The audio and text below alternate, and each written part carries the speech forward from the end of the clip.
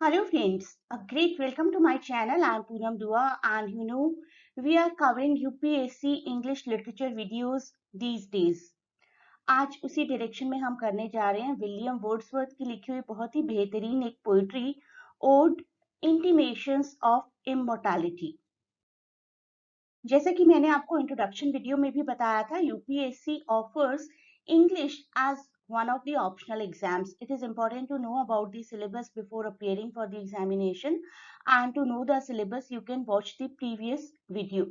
You can write down my name and UPSC English Literature IAS Mains syllabus in YouTube search and you will find it easily.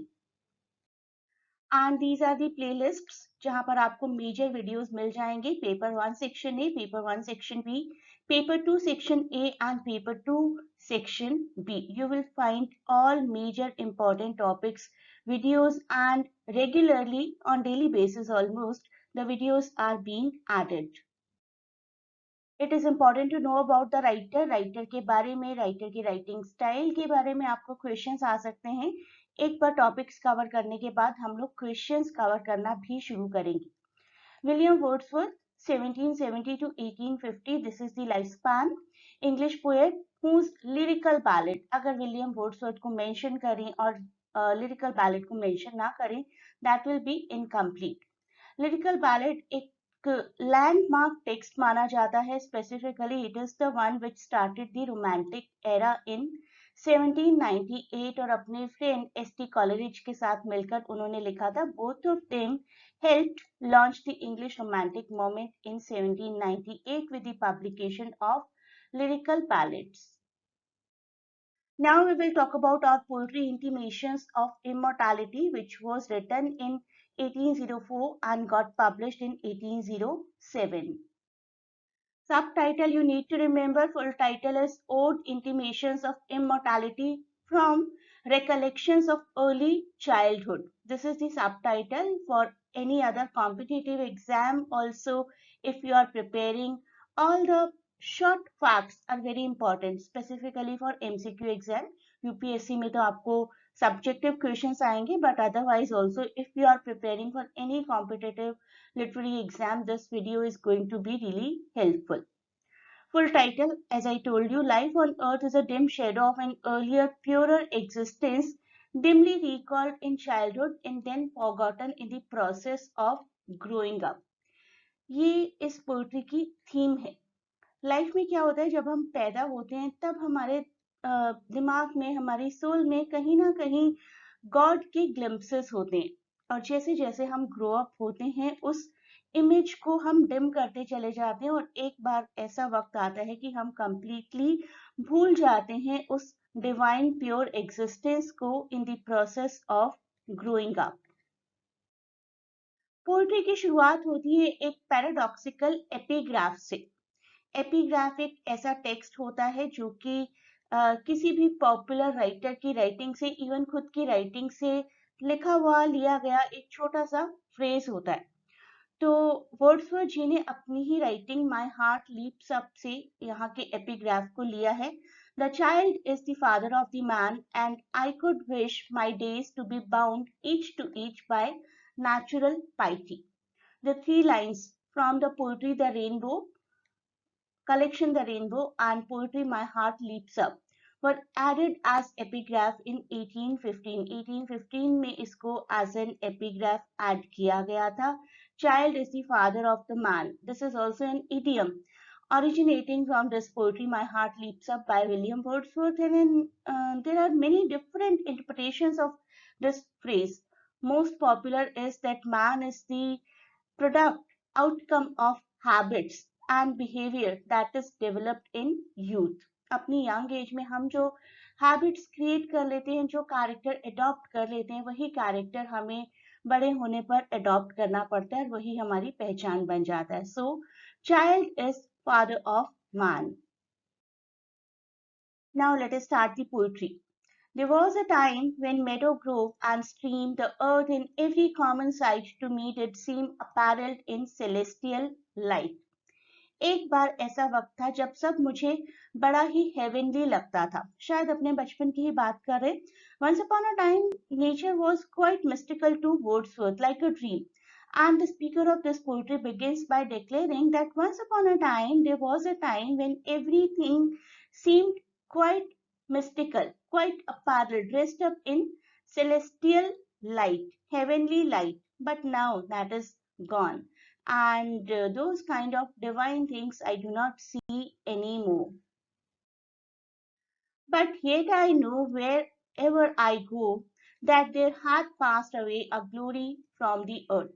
Second stanza की शुरुआत करते हैं और कहते हैं कि इतना जरूर जानता हूं कि जहां भी मैं जाता हूं कि मेरा पास्ट और पास्ट की ग्लोरी हमेशा मेरे साथ रहती है. I know where ever I go they passed away a glory from the earth. Earth में से एक तरीके की ग्लोरी बाहर आती है जो हमेशा मेरे साथ रहती है. एंड ही सेज कि in the form of the flowers, the moon, the sun, and even in the form of earth itself, the glory of the whole world is always with me. Now, while the birds thus sing a joyous song, and while the young lambs bound as to the tabor sound, to me alone there came a thought of grief. Shout round me, let me hear thy shouts, thou happy shepherd boy. Speaker जो है थोड़े से उदास हो गए हैं birds की Joyce singing को सुनकर और लैम्प्स की जंपिंग को सुनकर in the third stanza. Soon, however, he resolves not to be depressed because it will only put a discouragement on the beauty of the season. शायद वो ये सोचकर उदास हैं कि ये जो बर्ड्स हैं, ये जो एनिमल्स हैं, they do not know anything about this whole world और सारी फिलोसफी को ये लोग बिल्कुल भी नहीं जानते हैं. But he resolves not to be depressed because it will only put a discouragement on the beauty of the season. जितनी ब्यूटी सीजन में एनवायरमेंट में है वो मुझे एंजॉय करनी चाहिए rather than being sad about anything. He declares that all of the earth is happy. सब कुछ खुश है, सब ठीक है, all is well. और अपने आसपास के शेपर्ड्स बॉयज को एनकरेज करते हैं कि you should sing. So he encourages and urges the shepherd boy to shout and sing and enjoy. Stanza 4. O evil day, if I were sullen while earth herself is adorning, this sweet May morning, and the children are calling on every side in 1,000 valleys far and wide. Fourth stanza में speaker continue करते हैं खुश होना because of the season and saying that it would be wrong to be sullen. नाराज होना गलत हो जाएगा आज के दिन में और आसपास की चीजों में जितनी खुशी ढूंढ सकते हैं that will be good. On every side, all around him, he tries to see the happiness in the form of the morning, in the form of the children, in the form of, all the valleys around.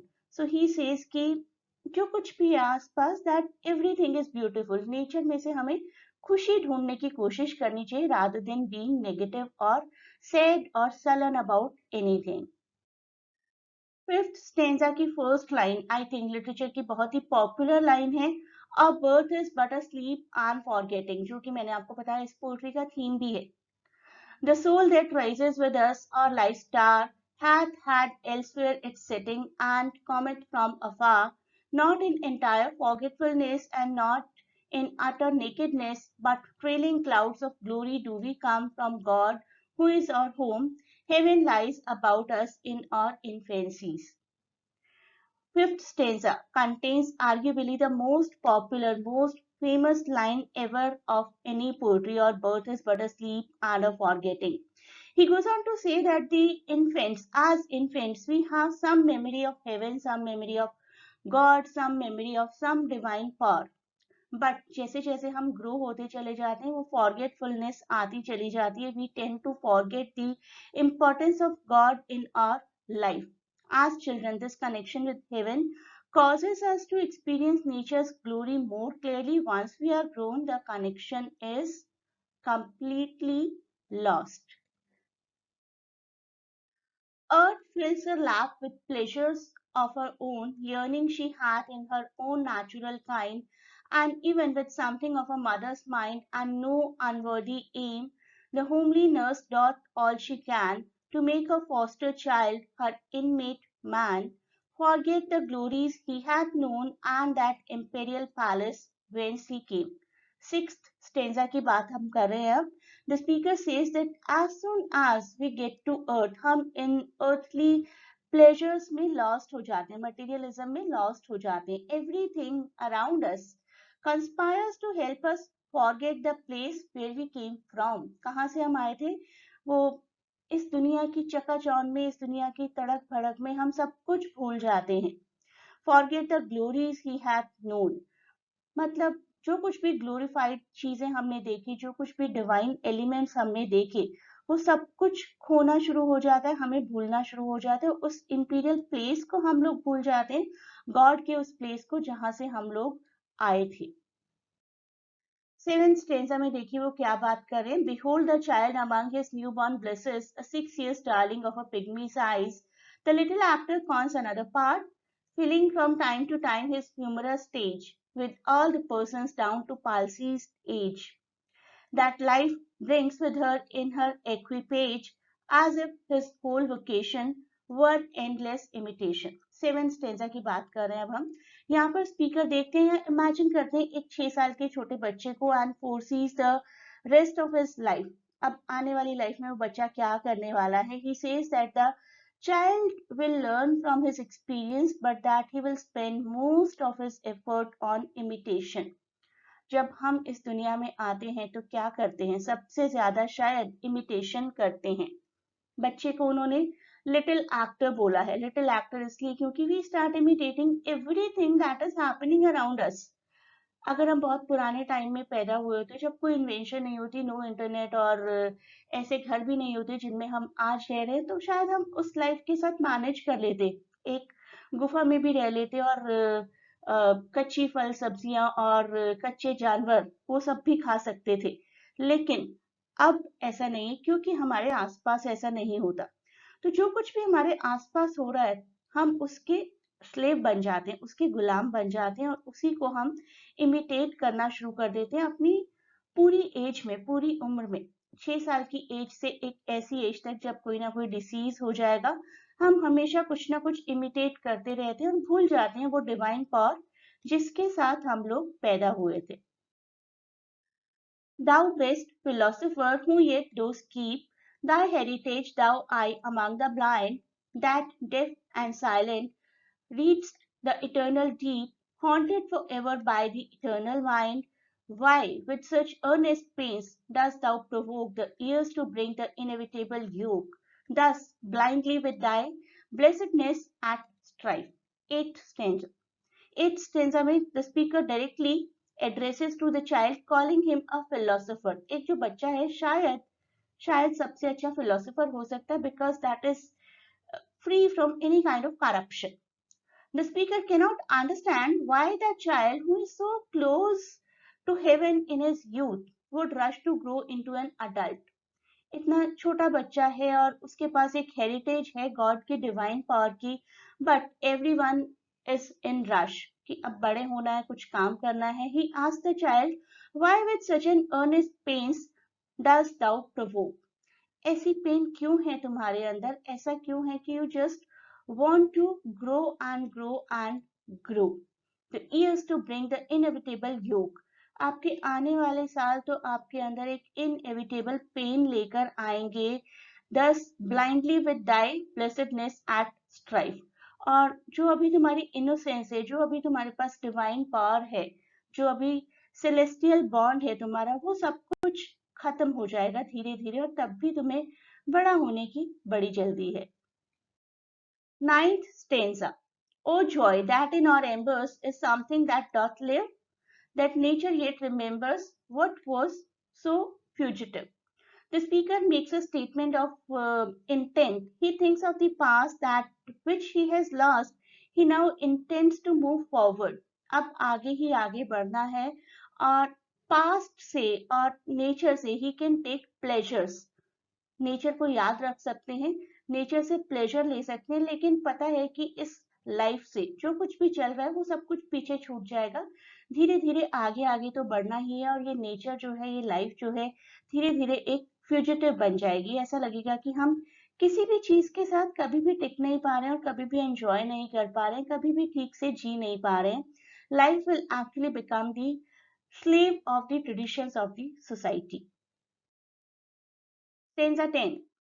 Then sing ye birds sing, sing a joyous song, and let the young lambs bound as to the tabor's sound.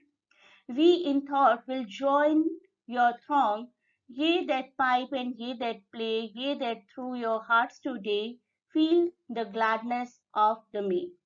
He asks the birds to sing and enjoy. He also brings back the image of lambs bounding and the drum sounding, which we done in initial paragraphs. These lines are quite evenly rhymed, playing into the joy of speaker feels. He wants all the creatures around to enjoy, to participate in his joy, and to feel the gladness of the season. 11th stanza. And O ye fountains, meadows, hills, and groves, forbode not any savoring of our loves. Yet in my heart of hearts I feel your might. I only have relinquished one delight, to live beneath your more habitual spell. He feels the might, the power of this place and loves it. He knows now so much more than he did as a child while he was young. As the 6 years old in one of the previous stanzas, he believed himself immortal. That point of time, जब बच्चे होते हैं तो कोई भी knowledge नहीं होती ना कि once everyone will die. So that time he used to consider himself immortal. और अब वो कह रही हैं कि उस वक्त जो पावर थी ना वो पावर अब नहीं है, क्योंकि उस वक्त कोई डर नहीं था किसी भी चीज का, लेकिन अब भी सब कुछ एंजॉय करना चाहिए, आसपास का पूरा एनवायरनमेंट और आसपास जो कुछ भी हो रहा है in a habitual way, we are suppose to enjoy it for ever, may be better and always. This is what he says in conclusion.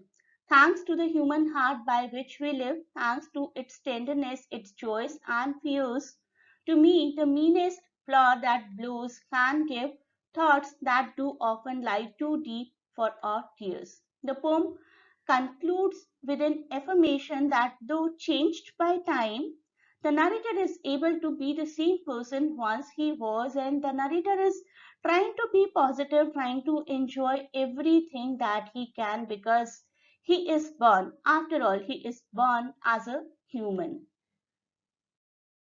अभी हमने वर्ड्सवर्थ की एक पोइट्री की है, फ्यूचर में और पोइट्रीज भी करेंगे. मैं आपको कुछ क्वेश्चंस दे रही हूँ, किस तरीके के क्वेश्चंस आ चुके हैं about Wordsworth. Discuss the relationship of man, nature and society. इस पोइट्री से तो हम हेल्प ले ही सकते हैं, और पोइट्रीज भी करेंगे. और वर्ड्सवर्थ की सभी पोइट्री नेचर से ही रिलेटेड होती हैं. He is called to be the nature poet. What aspects of William Wordsworth's poetry can be of special interest to Indian readers? धीरे धीरे हम इन आंसर्स को अंडरस्टैंड करना शुरू कर देंगे जब हम वर्ड्सवर्थ को और ज्यादा पढ़ेंगे.